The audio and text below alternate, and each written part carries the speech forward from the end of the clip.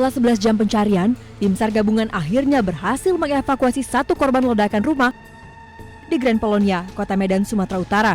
Korban Jessica, istri dari pemilik rumah, dievakuasi di kamar mandi lantai 2 dalam kondisi meninggal dunia. Evakuasi tubuh korban yang terjepit reruntuhan bangunan setelah petugas mengerahkan alat berat. Tim SAR gabungan berhasil mengevakuasi satu orang korban yang kita cari. Kemungkinan besar akan kita upayakan untuk tidak dirobohkan semua ya.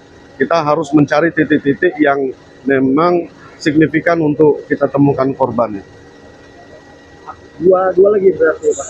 Diinfokan 2 lagi. Bahwa soal Bapak dari pemilik rumah, puji Tuhan sehat walafiat. Pada saat kita evakuasi dari lantai 3 sampai dengan saat ini sudah berbincang-bincang juga, kita mendalami informasi. Kemudian yang anak balita saya sampaikan tadi lagi dirawat di Kolombia, kita doakan semoga prosesnya penyembuhannya lancar. Dan yang ketiga adalah si kurir pengirim paket itu yang tidak ada kaitan dengan kejadian ini, itu juga lagi dirawat di rumah sakit. Sebelumnya, suami dan anak balita korban berhasil dievakuasi dan kini dirawat di rumah sakit. Petugas masih mencari 2 korban lainnya, yakni ART dan pengasuh anak yang masih terjebak reruntuhan. Senin sore, ledakan keras menghancurkan rumah mewah berlantai 2 di Komplek Perumahan Grand Polonia Medan, Kota Medan.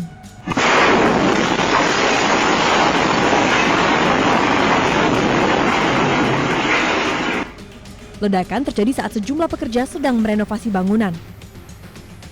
Sejumlah kendaraan ringsek tertimpa reruntuhan bangunan.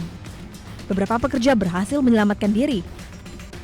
Kecampaknya enggak bang, saya begitu langsung ada suara gitu langsung melarikan nih 6 orang. Itu serpian kaca dari sana tembak kemari. Pastinya di dalam itu ada sekitar 4 orang pembantu. Masih di dalam.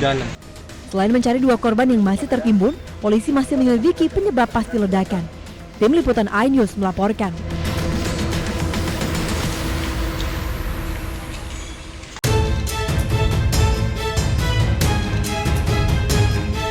Kamera pengawas merekam seorang pria mendatangi gerai briling di Kampung Sinagar, Kabupaten Sukabumi, Jawa Barat.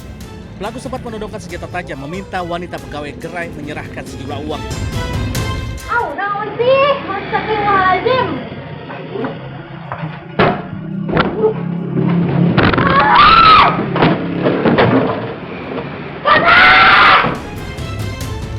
Namun aksinya tak berjalan mulus. Korban justru berteriak dan melawan sehingga terjadi keributan di dalam gerai.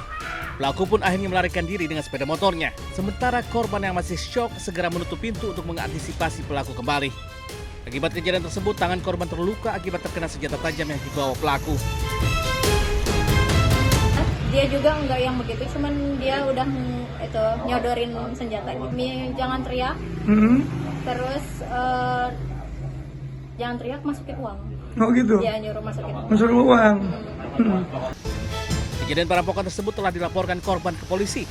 Korban berharap petugas kepolisian lebih intens meningkatkan patroli agar kejadian serupa tak terulang kembali. Dari Sukabumi, Jawa Barat, Budi Setiawan, iNews melaporkan.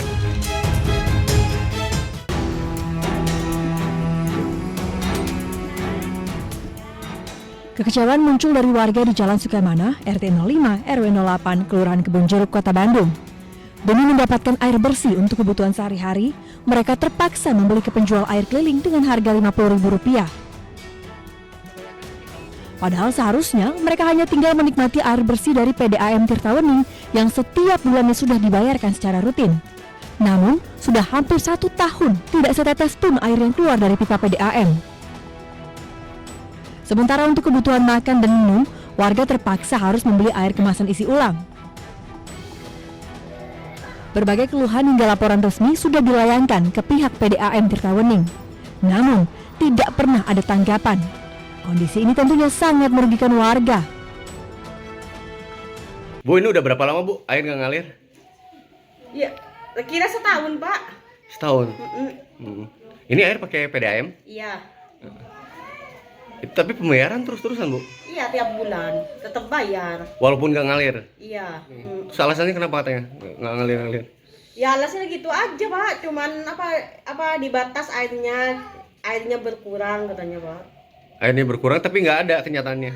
Iya, tapi 2 hari sekali katanya, tapi 2 hari sekali nggak ngucur gitu Pak. Nggak ngucur juga? Saya udah 6 lebih, 6 bulan lebih. Ya. Ini air langganan PDAM. Ya, PDAM. PDAM. Bayaran masih terus. Terus. Walaupun air nggak ngalir. Iya, ada gimana? Takutnya di stop. Di RW 8, ada 10 RT yang mengalami kondisi serupa. Artinya ada ratusan kepala keluarga yang mengalami krisis air bersih. Warga berharap pemerintah bisa memberikan solusi di tengah kondisi ekonomi warga yang terpuruk. Dari Bandung, Jawa Barat, Billy Maulana Fikran, iNews melaporkan.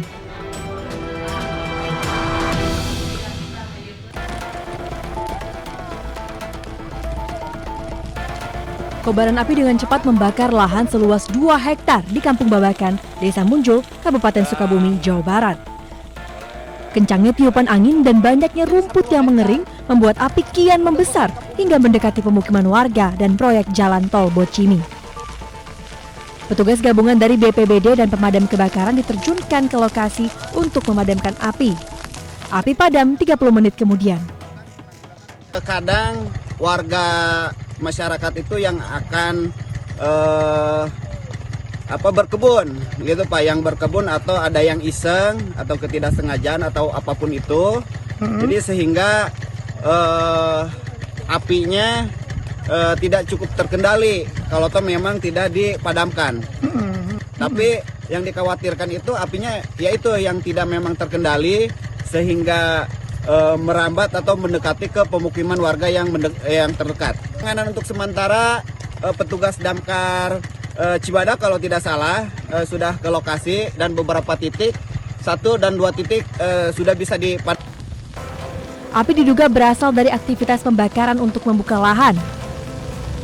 Warga diimbau waspada dan tidak melakukan tindakan yang memicu terjadinya kebakaran hutan dan lahan. Dari Sukabumi, Jawa Barat, Budi Setiawan, iNews melaporkan.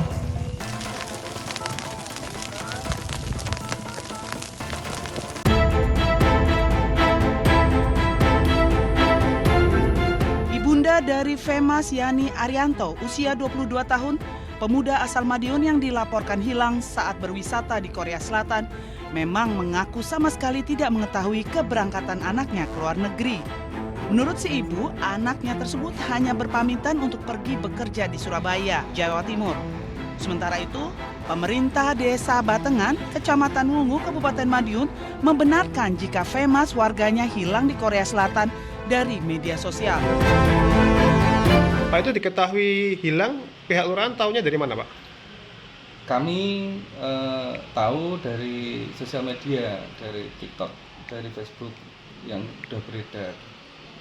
Apakah ada keluarga mengadu ke kelurahan? Untuk sementara ini belum. Harapan saya semoga anak saya diparingi umur panjang, badannya sehat dimanapun dia berada. Saya doakan terus. Mungkin yang disampaikan ke putranya. Ya, jaga diri, hati-hati dimanapun. Soalnya saya tidak tahu di mana. Menurut Muatin, selama ini anak kedua dari 3 bersaudara tersebut tidak pernah meminta uang saku untuk keberangkatannya ke luar negeri. Persoalan ini berkembang setelah ibu berusia 56 tahun ini menerima panggilan telepon dari pihak yang mengaku dari Biro Tur yang memberangkatkan anaknya. Ia lalu diminta menanggung kerugian puluhan juta rupiah akibat hilangnya Femas dari rombongan tur wisata di Korea Selatan.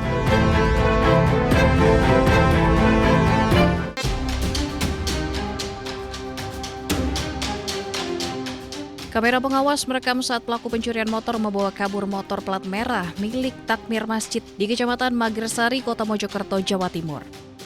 Pelaku dengan mudah mencuri sepeda motor karena kunci masih menempel di sepeda motor.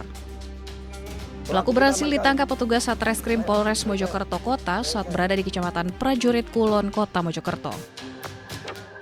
Pelaku merupakan residivis kasus pencurian yang telah 2 kali masuk lapas Mojokerto. Pelaku 4 kali mencuri di Kota Mojokerto. Motor hasil curian dijual pelaku melalui media sosial dengan harga 3 juta hingga 4 juta rupiah. Kosannya itu di wilayah Jetis dan dia berputar di seputaran wilayah Les Padang, Kecamatan Gedek, alun-alun Mojokerto, dan wilayah Mojopahit hingga Jalan Brawijaya untuk mencari sasaran kendaraan yang memang sepi. Pelaku dijerat dengan pasal 476 KUHP dan terancam hukuman di atas 5 tahun penjara. Dari Mojokerto, Jawa Timur, Solahuddin, iNews melaporkan.